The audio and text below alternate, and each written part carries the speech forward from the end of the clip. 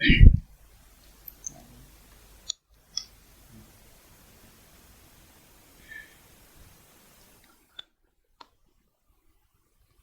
साथियों, स्वागत है आप सबका study and grow YouTube platform पे।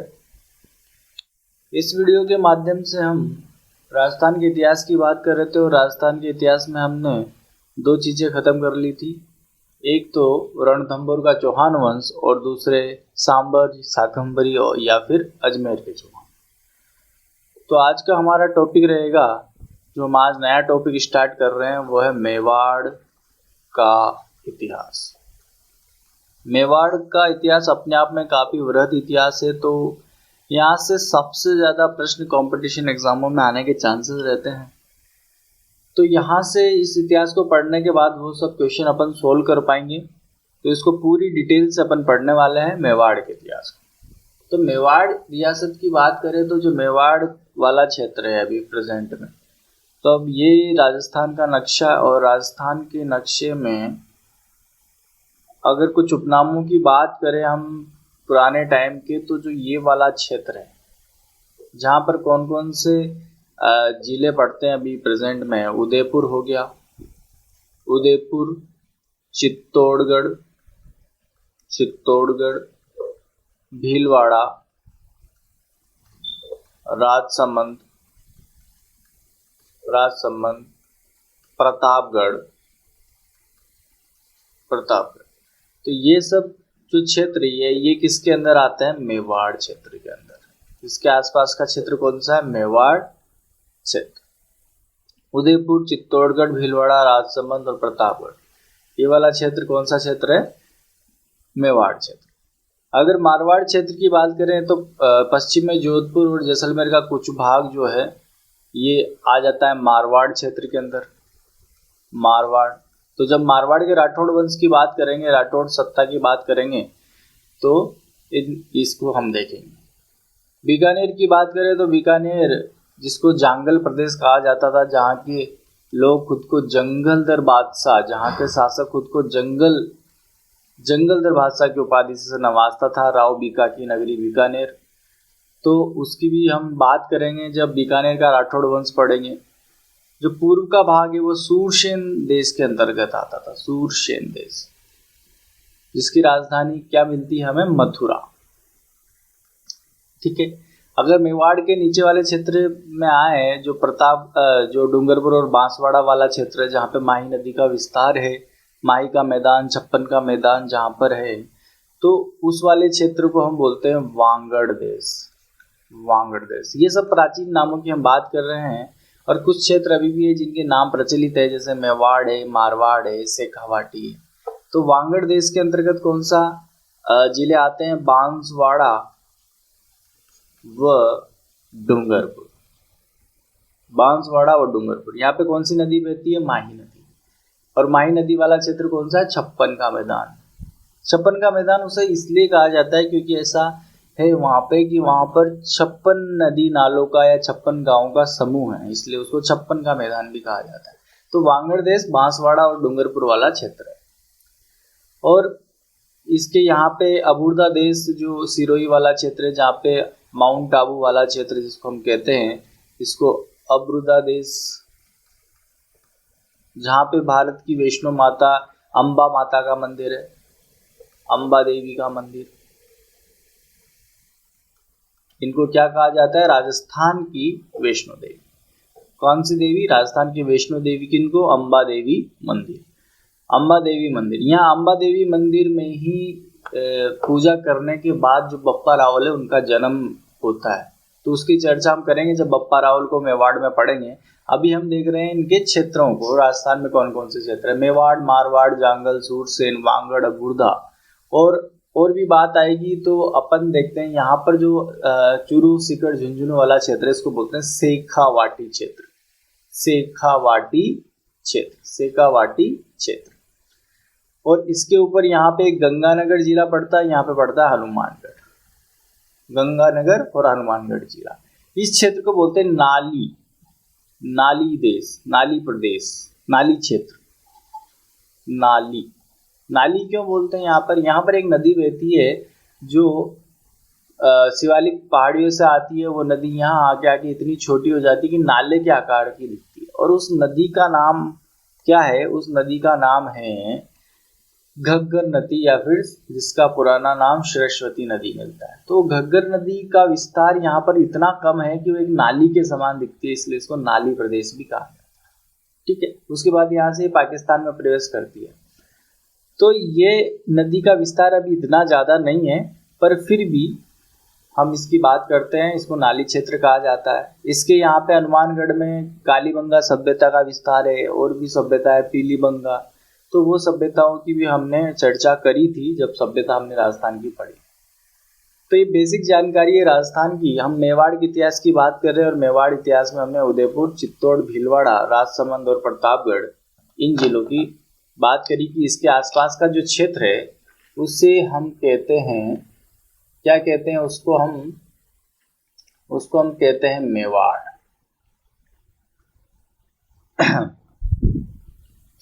आगे बढ़ते हैं, आगे देखते हैं और चीजें। हम बात करेंगे मेवाड़। तो मेवाड़ को समझने से पहले मेवाड़ के कुछ हम थीम तैयार करते हैं कि किस तरह से इसको पढ़ना है हमें। तो यहाँ पर दो प्रमुख वंशों का शासन रहा, एक तो है गुहिल वंश, और दूसरा जो है वह सिसोदिया वंश। सिसोदिया वंश के संस्थापक की हम बात करेंगे, तो जो यहाँ का संस्थापक आता है वो है हमीर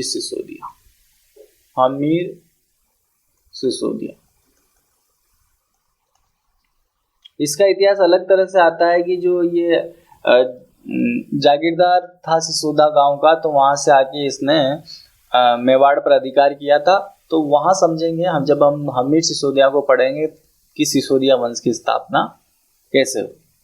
तो राहप ने क्या है, सिसोदा गांव बसाया था, और उसी के वंशज है हमीर सिसोदिया, जिसने मेवाड़ में सिसोदिया वंश की स्थापना करी थी। और गुहिल वंश की बात करें तो गुहिल वंश के जो संस्थापक आते हैं, वो है खुद गुहिल, जिनका नाम आता है गुहादित्य, जिन्होंने गुहिल वंश की क्या करी, स्थापना करी। मेवाड़ का इतिहास अपन पढ़ रहे हैं, और मेवाड़ का जो सबसे प्राचीन इतिहास राजस्थान का रहा है। और यहाँ पे हम दो शाखाओं की बात करेंगे, गुहिल वंश और सिसोदिया वंश की। जब भी अपन इतिहास की बात करते हैं तो इतिहास में सर्वप्रथम हमारे लिए सबसे महत्वपूर्ण जो चीज होती है वो होती है जानकारी के स्रोत।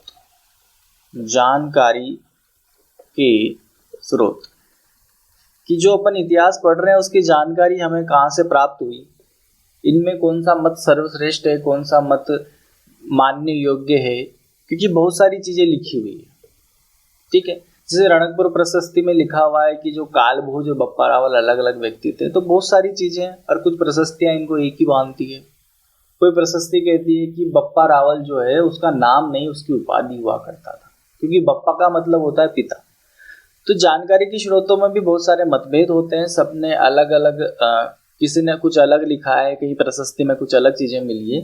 तो हम यहाँ पर वही चीजें पढ़ेंगे जो हमारे एग्जाम पॉइंट ऑफ व्यू से महत्वपूर्ण है, जो हमारी किताबों में मेंशन है, जिसको आरपीएससी मान्य करती है। तो मेवाड़ के इतिहास में अपन जानकारी के स्रोतों की बात करेंगे, तो पहला जो महत्वपूर्ण मत आता है वो आता है अबुल फजल का।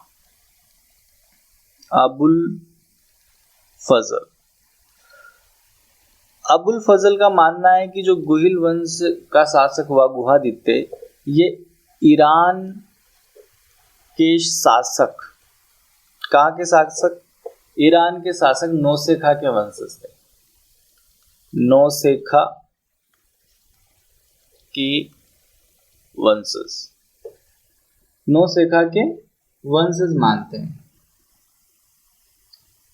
तो नौसेखा का एक पुत्र था जिसका नाम है नौशेजाद, जो जिसने गुजरात पे शासन किया। तो ये कहते हैं कि नौशेजाद की ही कुछ पीढ़ी बाद क्या है, गुहादित्य आया और उसने गुहिल वंश की स्थापना करी।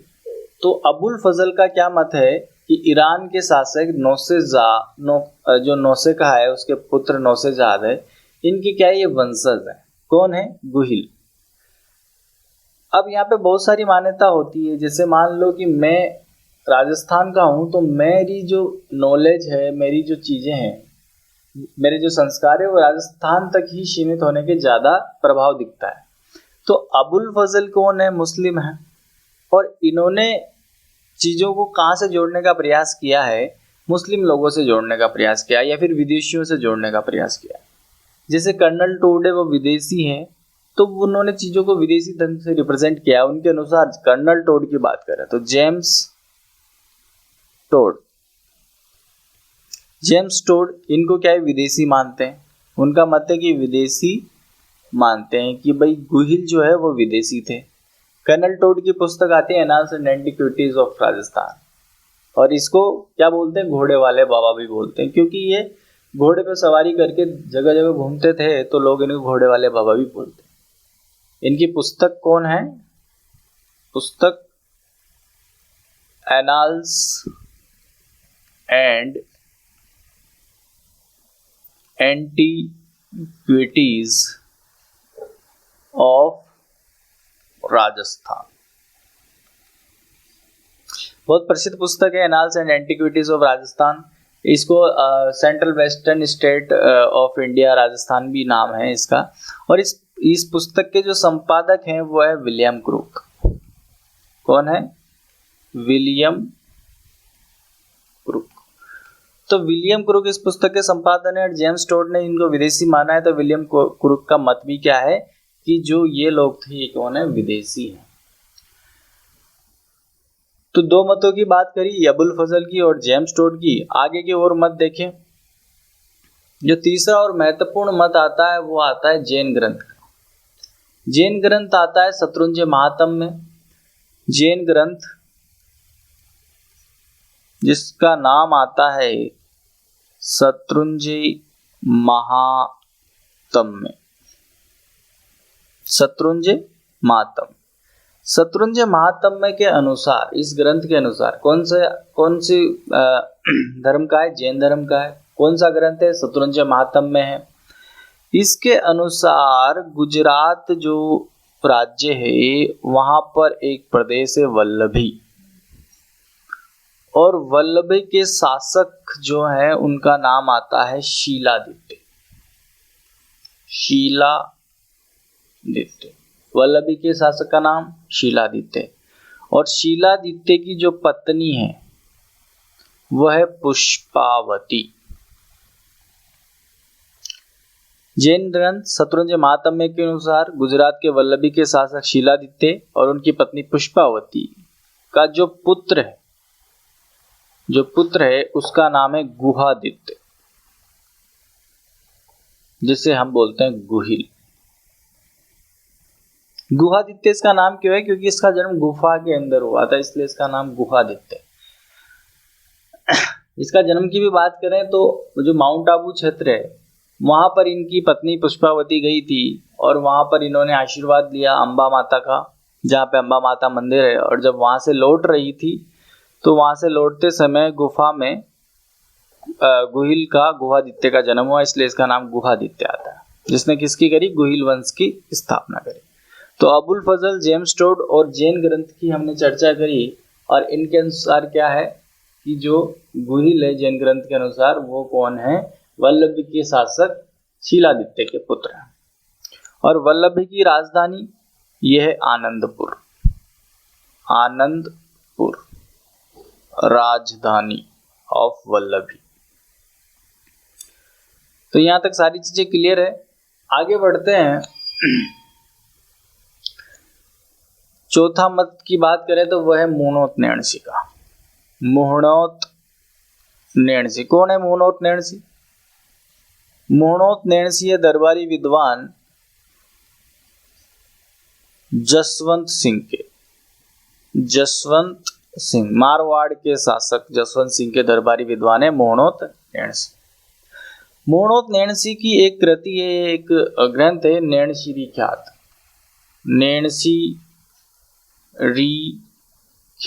तो नैणसी ख्यात में इन्होंने गुहिल वंश की 24 शाखाओं का उल्लेख किया है। किनका उल्लेख किया है? 24 शाखाओं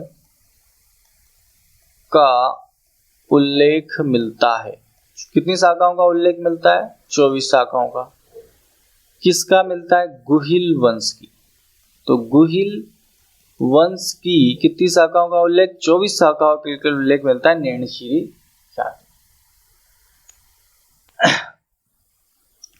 पांचवा मत करें तो पांचवा मत आता है ओझा का, डॉक्टर ओझा, डॉक्टर गौरीशंकर हीराचंद ओझा का, डॉक्टर ओझा का जो मत है, इनका मत भी ये है कि गुहिल वंश की स्थापना किसने करी थी? गुहिल ने करी थी। इनका मत है कि 566 ईस्वी में गुहिल ने गुहिल वंश की स्थापना करी। ठीक है, तो पहला मत जो हमने देखा अबुल फजल का, कर्नल टोड इनको विदेशी मानते हैं। मोहम्मद नैणसी ने इनकी 24 शाखाओं का उल्लेख किया है। गौरीशंकर ओझा की बात करें तो गुहिल कौन है? गुहिल ने ही गुहिल वंश की स्थापना करी। और भी क्या मत आते हैं? और भी कुछ लोग कहते हैं, जैसे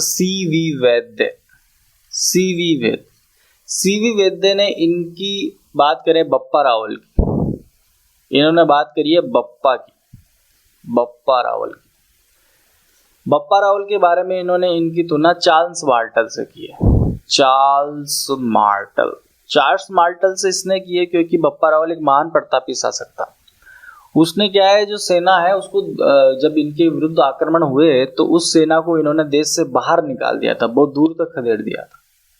ऐसा मानते हैं कि बप्पा रावल की जो दुपट्टा ही था वो 16 हाथ का था, 32 हाथ की इनकी धोती हुआ करती, 32 मण की तलवार लेकर लड़ते थे। तो काफी वीर और प्रतापी शासक हुए बप्पा रावल। तो सीवी वैद्य ने इनकी तुलना चार्ल्स मार्टल से की है। चार्ल्स मार्टल कौन है? एक फ्रांसीसी जो क्रांतिकारी है वो है चार्ल्स मार्टल। काफी फ्रांस में काफी दबदबा था चार्ल्स मार्टल का, तो उस वजह से बप्पा रावल की तुलना सीवी वैद्य ने चार्ल्स मार्टल। ये सब कौन है? ये सब इतिहासकार है। सीवी वैद्य, गौरीशंकर ओझा, मोहम्मद नैणसी दरबारी विद्वान थे जिन्होंने उस समय लेख लिखे और जिनको हम पढ़कर आज का इतिहास समझते हैं। तो ये सब चीजें हैं किसके बारे में? गुहिल के बारे में। तो हमने एक मत पढ़ा, उस मत के अनुसार हमने देखा कि भाई जो सबसे यहाँ का जो सबसे सर्वश्रेष्ठ मत है वो है शत्रुंजय महात्म्य का, जो कि शिलादित्य और पुष्पावती के पुत्र बताते हैं गुहिल को। और गुहिल की बात करें तो गुहिल का जो जन्म हुआ था, गुहिल का जन्म, तो गुहिल का जन्म का एक प्रसंग है कि अगर मैं राजस्थान के नक्शे की बात करूं तो यहाँ पर जो है ये वाला क्षेत्र आ जाता है जालोर क्या, और नीचे आ जाता है सिरोही। तो यहाँ पे ये अबुर्दा देश आता है, अबुर्दा देश जिसे अपन आबू कहते हैं। अब अबुर्दा देश आता है, आबू आता है, यहाँ पर एक मंदिर है। किसका मंदिर है? अंबा देवी का मंदिर, अंबा देवी मंदिर। तो नीचे वाला क्षेत्र आता है गुजरात, जहां पर शासक कौन है? शिलादित्य है। किसके अनुसार? जैन ग्रंथ शत्रुंजय महात्म्य के अनुसार शिलादित्य है। शिलादित्य की पत्नी कौन है? पुष्पावती है, पुष्पावती। तो पुष्पावती क्या है, इस माता के मंदिर में गई, कहां पे? अबुर्दा देश। और अबुर्दा देश में वहां पे इन्होंने आशीर्वाद लिया, और आशीर्वाद लेके लौट रही थी तो गुफा में किसका जन्म होता है? गुहिल का। और गुफा में जन्म होने के कारण ही इसको गुहादित्य नाम देते हैं। तो किसका जन्म हो गया? गुहिल का जन्म हो गया। अब गुहिल पैदा हो गया तो गुहिल की एक धाई माँ आती है जिसने इसका लालन पालन किया, इसका पालन पोषण करने वाली माता। तो पालन पोषण करने वाली माता, जन्म देने वाली माता कौन है? पुष्पावती। और पालन पोषण करने वाली माता का नाम आता है कमलावती, कमलावती, कमलावती। कमलावती ने इनको कमल की तरह पाला है। कौन है कमलावती? लालन पालन करने वाली माता, जिसको हम धाय माँ भी कहते हैं। धाय माँ, धाय माँ का प्रसंग भी आएगा इतिहास में, उसकी भी बात करेंगे, बनवीर वाला जो प्रसंग है। ठीक है, तो पालन पोषण करने वाली माता कमलावती, किसका पालन पोषण कर रही है? गुहिल का। ओरिजिनल माता कौन है? पुष्पावती। पिता का नाम कौन है? शीलादित्य। तो इनको लिखने की जरूरत नहीं है, पिता माता ये सब अंडरस्टूड है, इसको आप स्क्रीनशॉट ले लेना। तो हम क्या बात कर रहे हैं? गुहिल के जन्म की। तो इस तरह से इनका जन्म हुआ। और राजस्थान की वैष्णो देवी कौन सी माता है? अंबा देवी, अंबा माता, जो कहाँ पे? आबू में। गुहिल के राज तिलक की बात करें तो इनका जो राज तिलक है वो किया था मंडलीफ ने। राज तिलक किया था, किसने किया था? मंडलीफ ने, मंडलीफ ने। तो हमने इससे रिलेटेड जानकारी के स्रोतों की बात करी, और जानकारी के स्रोतों के साथ साथ हमने इन चीजों को देखा कि गुहिल वंश से क्या क्या हमें जानकारी प्राप्त होती है। अगली बात करेंगे यहाँ के मेवाड़ के प्रतापी शासक, जो बहुत ही महत्वपूर्ण शासक है, बप्पा रावल। बप्पा रावल, जिनका नाम आता है काल भोज। बहुत ही खतरनाक नाम है, काल भोज। और जितना खतरनाक नाम है उतना ही खतरनाक इनका रहन सहन था।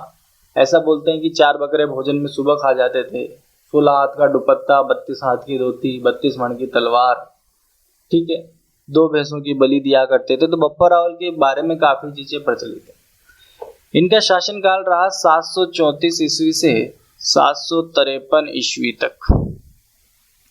734 ईस्वी से 753 ईस्वी तक।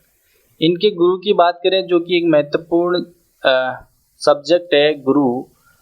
इनके गुरु थे हरित ऋषि। हरित ऋषि, ऐसा कहते हैं कि ये हरित ऋषि के यहाँ शिक्षा लेते थे और हरित ऋषि की गाय चराया करते थे। गाय चराते थे। कौन चराते थे? बप्पा रावल। इनका शासन 734 से 753। और मेवाड़ में शासकों में जो प्रथम प्रतापी शासक है वह है बप्पा रावल या फिर काल भोज। तो राज प्रशस्ति के बारे में देखेंगे। अभी हम इस चीज को यहीं तक रहने देते हैं।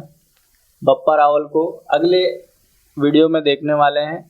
तो बप्पा रावल 734 ईस्वी में जब इन्होंने क्या है चित्तौड़ पर अधिकार किया, उसकी चर्चा करेंगे, जो राज प्रशस्ति में लिखा हुआ है। इनके पिता महेंद्र सेकंड को देखेंगे, ठीक है। तो और भी किए गए इनके कार्यों की हम बात करेंगे अगले वीडियो में। Thank you. और ज़्यादा से ज़्यादा लोगों को चैनल पर आप जोड़ने का प्रयास करें और मेवाड़ के इतिहास को अच्छे से समझें। और यहाँ से मैं कहता हूँ कि कोई भी प्रश्न बाहर आने की चांसेस नहीं है।